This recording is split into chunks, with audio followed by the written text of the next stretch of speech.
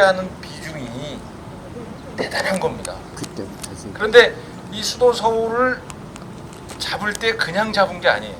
우리가 이제 한 9월쯤에 북촌도 할 거거든요. 이제 그때 자세히 설명드리겠습니다만은 그냥 우리가 뭐 이게 풍수다 뭐다 그 정도가 아닙니다. 이 왜 그러냐 하면 신비스러운 게 있어요. 이 한양을 둘러치면 요게 18.7km인데 한양 도성 둘레가 18.7km입니다. 그런데 김소월의 시에 보면 산이라고 하는 거 보면 하루에 7, 80리라고 하는 게 나오는 거예요. 아침에 출발을 해가지고 부지런히 걸어서 사람이 갈 수 있는 게 몇 킬로냐 하면은 24km 정도 됩니다. 근데 여기는 18.7km인데 이게 산으로만 산이 4개 산이 있어요. 그게 우리 지금 여기는 지금 덕수궁입니다만은 경복궁에 강령전이라고 있습니다. 바로 함령전하고 같은 거예요. 능침이 있는 곳 경복궁에 거기가 강령전인데 강령전을 기준으로 해가지고 동서남북을 가립니다. 산을 4개 산을 가리게 돼 있어요. 그게 남쪽은 우리가 잘 아는 남산입니다. 남산 목멱산이에요. 높이가 265m입니다. 그 다음에 그 바로 강령전 지금 문호가 개방이 됐죠. 그 청와대 뒷산 얘기하는 그게 북악산이라고 합니다. 백악산이라고도 하고 그게 이제 현무산이에요. 배산 임수할 때 바로 뒷산입니다. 그 다음에 주작산이 있습니다. 주작산이 남산이고 그 다음에 자청룡이 저 동숭동에 있는 낙산이에요. 낙산 원래는 낙타산이라고 했는데 줄여서 낙산이라고 하는데 그게 높이가 한 125m 됩니다. 그 다음에 잘 아시지만 인왕산이 있습니다. 이게 338m, 북악산이 342m. 지난 시간에도 제가 얘기를 했는데 그 당시에 이거를 정했던 정도전이랄지 하준이랄지 무학대사 이런 사람들이 지금과 같은 측량 기술이 없을 때 어떻게 인왕산보다 백악산이 4m가 높다는 걸 알았어요. 이 높이가 굉장히 중요해요. 4m면은 굉장히 높은데 하지만 산을 기준으로 해서 4m는 그 차이가 별로 못 느끼거든요. 우리가 이 지금 산을 볼 때 북악산은 342m지만 저 뒤쪽으로 가면은 또 외사산의 한 북쪽 산을 가리키는 게 북한산이라고 하지만 그때는 삼각산이라고 얘기를 했습니다. 그 삼각산이 그 제일 높은 게 이제 백운대, 인수봉, 만경대를 해서 이 3가지 뿔이 있다 해서 삼각산인데 836m입니다. 342m는 뭐 어떻게 생각하면 반도 안 되는 산이지 않습니까? 그런데 이 산이 그렇게 중요한 겁니다. 풍수에서. 왜 그러냐 하면 풍수에서 능침을 그 강령전을 중심으로 한 왕의 침실을 기준으로 해서 자청룡의 기세가 세야 장자 상소권이 안정권으로 유지되는 겁니다. 왕의 연결 구도가 안정적이에요. 장자로다. 문제가 없는 겁니다. 그런데 지금과 같은 상황을 이렇게 보게 되면 굉장히 불안한 지세로 돼 있다. 왜? 낙산이 125m라고 얘기했지 않습니까? 높이가 다른 산의 반도 안 돼요. 그러니까 이거는 초기부터 강령전의 위치를 현재 위치로 뒀을 때부터 장자 상속과 왕의 계승이 불안하다는 거예요. 조선왕국. 적자가 왕이 된 게 몇 명 안 돼.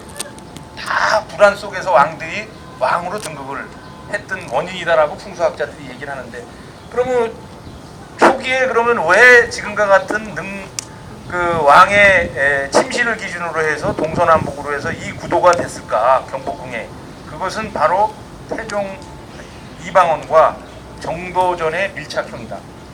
왜? 그 사람들이 정작 장자가 아니잖아요. 거기에서는 합치를 한 겁니다. 합치를. 그래서 이제 그 지금과 같은 구도가 됐고 원래는 인왕산을 배경으로 해서 인왕산이 이제 뒤쪽에 있게 하고 좌측에 있는 북악을 이렇게 등으로 이렇게 지금과 같은 이제 이 방법으로 했으면은 장자상속이 되는 거가 맞습니다. 요건 조금 이제 헷갈려서 뭐 크게 이제 풍수에 관심 있는 분들만 제가 이제 설명을 드린 거고 자 그랬을 때 이 4개의 산이 이것을 안쪽에 4개의 산이 있다 그래가지고 이것을 안 내자를 써서 4개의 산, 내사산. 요거를 이제 위에도 이제 산성을 쌓고 밑에는 이제 그 돌성과 흑성을 쌓아가지고 뺑 둘려서 요게 18.7km고 거기에 문을 8개를 냈고 큰 문은 아까 제가 설명을 드렸고 모신가까지 거기도 이제 바로 이제 이쪽이 서소문 자리입니다. 서쪽에 있는 작은 문, 그러니까 돈이문과 숭례문 사이에 작은 문이 있는데 그것을 서쪽에 있는 작은 문이다 서소문, 동쪽에 있는 작은 문이다 동소문. 근데 동소문이라고 하면은 좀 너무 방향만 가리키니까 문자를 써서 해화문 이렇게.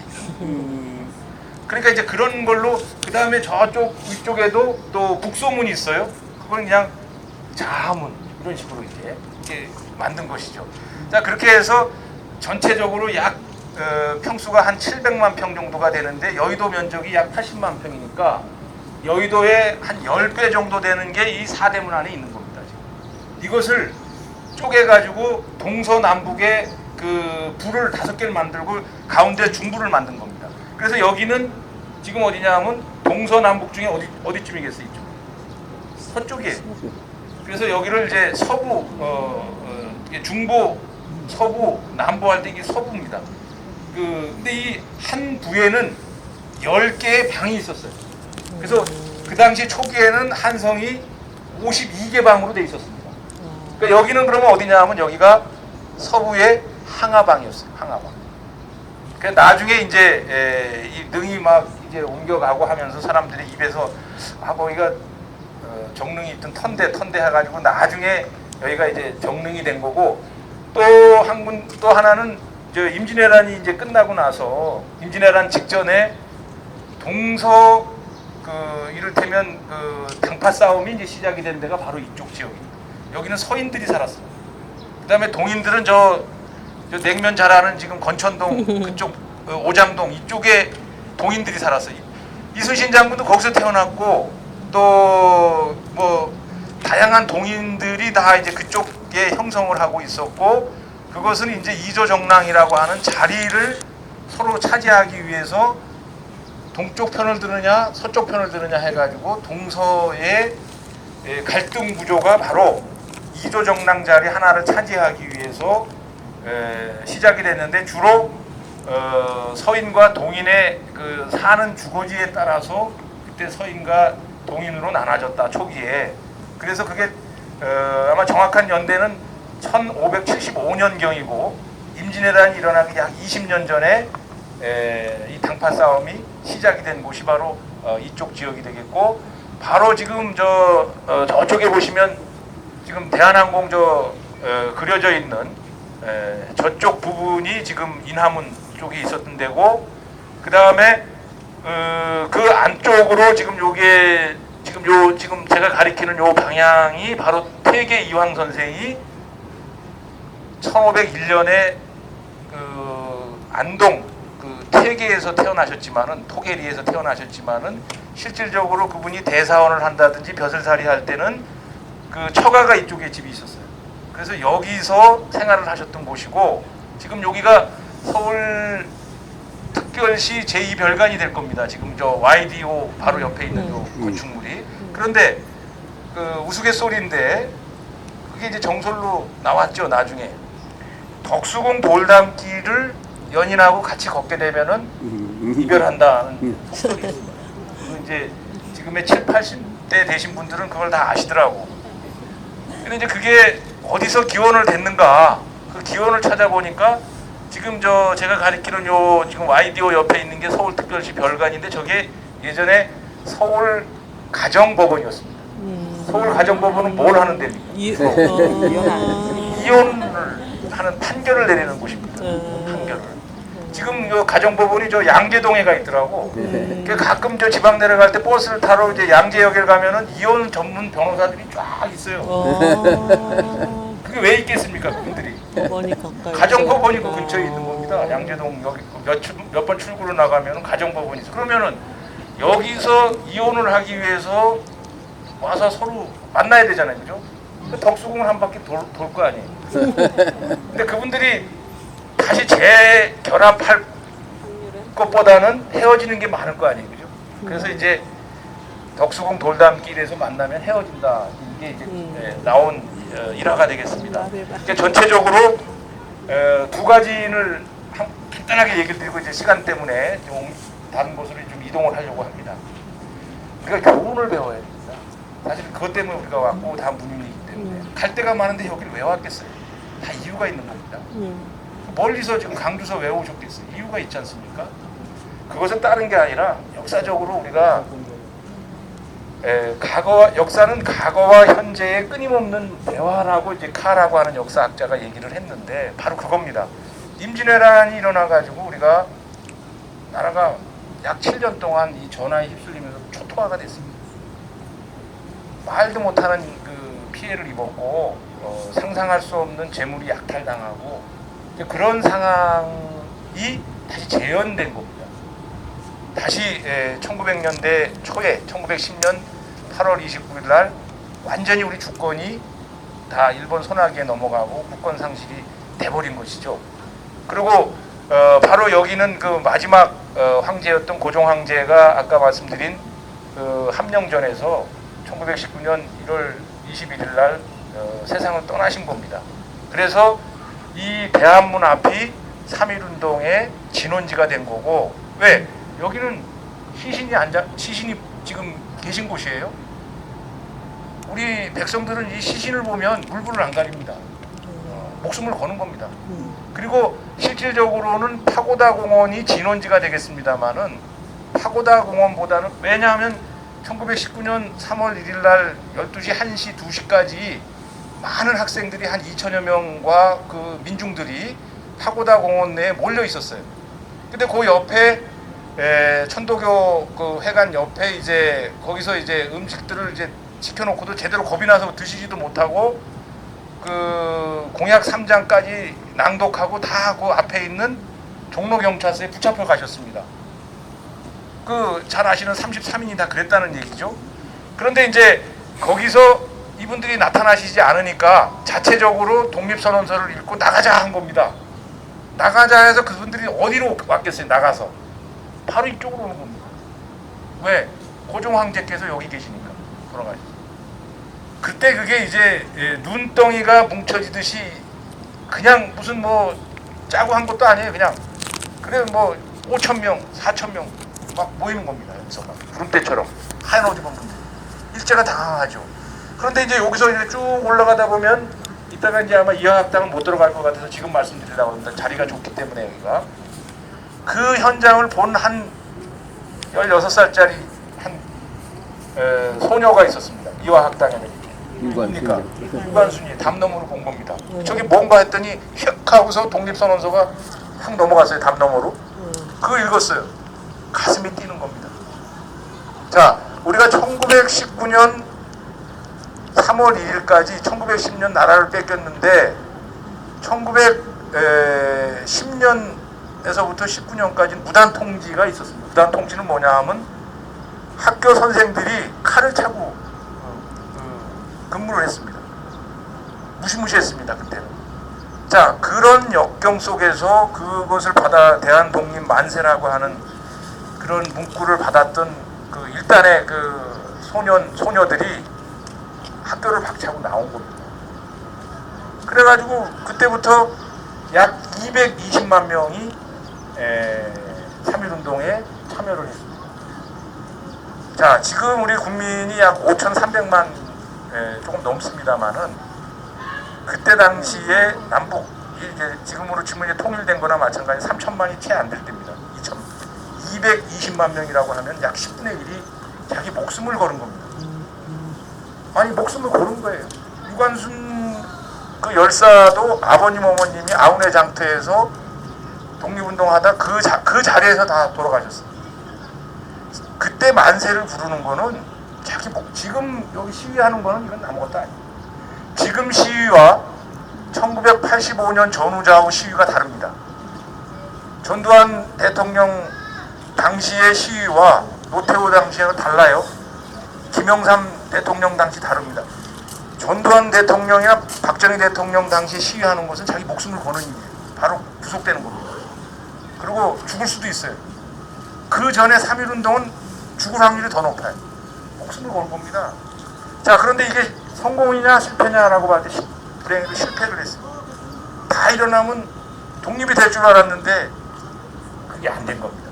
그래서 우리가 어차피 지금 문학기행도 곁들였기 때문에 자, 220만 명이 목숨을 걸고 일제 항거를 해서 면단위도 웬만한 면단위는 다 했었거든요. 한일운동을 내 조사를 해보면은 면 소재지까지 다 점령을 했어요. 될 줄 아는 거예요. 근데 왜 그러냐 하면은 일개 면에 그 당시 2만 5천 명 정도가 살았어요. 그런데 그 주재소라고 하는데 일본인 딱 3명이 지키는 거예요. 아니 2만 5천 명이 그 3명한테 꼼짝을 못 하는 거예요. 이게 기가 막힌 방법. 일본 사람들이 우리 조선인을 다 고용을 해가지고 조선인으로 하여금 조선인을 내치게 만든 거예요. 거기 다 넘어간 겁니다. 친일의 문제는 거기 있는 겁니다. 이제 그래서 어쨌든 이제 뭐 그건 다 중략하고 그렇게 해서 이 3.1운동에 지난 시간엔 이 얘기를 안 했습니다.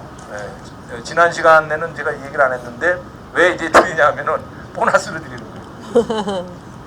수업 자세가 너무 좋아가지고 제가 감동을 받아가지고 이 얘기는 내가 드려야 될 것 같아서 놀랍습니다. 집단 우울증이 온 거예요. 야, 이거 큰일 났네. 진짜 이제 우리는 이제 절망한 겁니다. 그래서 다 분노하고 다 이제 포기를 한 겁니다. 포기는 결국 사람을 우울하게 만들고 그게 우울증이 온 겁니다. 그래서 이제 그것을 대변했던 문학들이 있습니다. 이미 서구라파 쪽에 나폴레옹이 점령당한 땅 뭐 이런 데서 그 비운의 전쟁의 상처 그런 데서 막 죽은 사람들을 위로하고 또 혁명에 가담해서 실패해서 감옥 가고 이런 걸 통해 가지고 시가 나오고 문학이 나온 거예요. 집단적인 우울증을 반론하는 게 낭만파입니다. 낭만파. 그래서 1920년대 우리 임문혁 박사님도 계시고 문학 박사님도 계시지만 1920년대 문학을 보면은 초기 문학을 보면은 백조 그 다음에 뭐 창조, 장미천 모든 시를 보면 다 우울하고 죽음, 잠, 그 다음에 영원한 절망 막 이런 걸로만 다 표현돼 있어. 죽음, 영탄조로 그걸 표현하는 문학입니다. 전부. 자, 그런데 이제 그 이후에 그게 한 5년이 지속되다 보니까 러시아 볼셰비키 혁명에 의해서 공산당이 창당이 됩니다. 그러니까 사람이 가정이 다 있어요. 어느 때가 되면 그 오래 안 갑니다. 사조고 뭐고 길어야 5년, 아주 길면 10년입니다. 자, 그걸 하다 보니까 사람들이 야, 이거 우리가 이러면 안 되지. 우울증도 그렇잖아. 약도 먹고 조금 하면은 아, 이거 살아나야지 내가. 그래서 그게 삽니다, 대부분. 그때 이제 그런 거예요. 야, 이거 우리가 일어나야지 하면서 그때 새로운 사조 내지는 그 이념이 들어왔는데 그게 사회주의. 이 사회주의가 1925년도에 박헌영을 중심으로 한 일단의 공산주의 사상들을 가지고 있는 사람들이 이 사회주의 사상, 공산주의 사상을 가져와서 이것을 문학에 접목하는 일을 했는데 그 역할을 담당했던 사람들이 주로 배제학당 출신들이에요. 팔봉 김기진이라든지 뭐 이런 분들이 초기에 일본 유학 가가지고 이 사상을 받들여서 공산주의, 사회주의 사상에 의한 힘 있는 이 독립을 쟁취해야 된다. 이게 이제 소위 얘기하는 카프 문학이고 그 이후에 지금의 이제 민중문학의 이제 초기에 그런 문학이 된 것이다라고 해서 바로 이 카프 문학의 탄생지라고 볼 수 있는 배제학당이 바로 오늘 가게 되고 거기에 가게 되면 또 새로운 인물 이승만이라고 하는 분, 주시경이라고 하는 분은 어떻게 해서 우리 민족을 변화시키고 또 그분이 만약에 배제학당을 다니지 않았다면 우리 민족은 어떻게 됐겠는가. 박헌영은 경기고고 출신이지만 왜 그 사람은 공산주의가 될 수밖에 없었는가. 이걸 한번 풀도록 하겠습니다. 이동하겠습니다.